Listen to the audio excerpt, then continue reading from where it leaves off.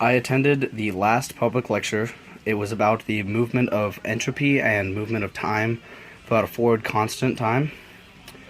I The main points of the thing were basically that entropy is always increasing and time is always moving at a forward point and never stopping.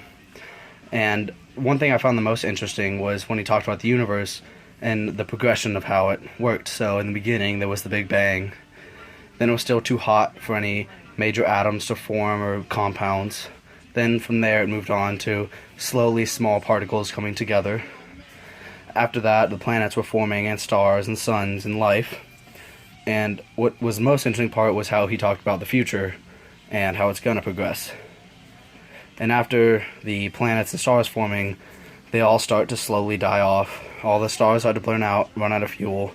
Then all the organic life and on the other planets would die because they wouldn't have any sunlight or UV rays that would help them survive. And then all these basically rocks just floating in space would then eventually be sucked into black holes. And then eventually all these black holes would come together to form 2 or 3 massive black holes, which would then slowly disintegrate because they give off a little bit of radiation. They would slowly just disintegrate into nothing, and it would just be another empty space. Now, I looked at this and then I researched it, and there was another theory that I found also very interesting, was that instead of everything disintegrating and going away and making empty space, it would all eventually come together into what's called the Big Crunch theory.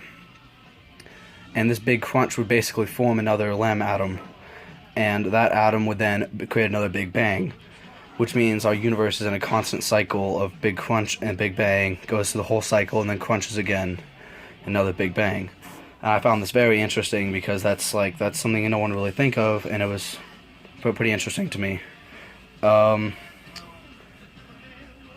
And I thoroughly enjoyed this lecture. It was a great time to sit through. It wasn't boring, wasn't anything that I didn't want to listen to, and I very much appreciated it. Thank you.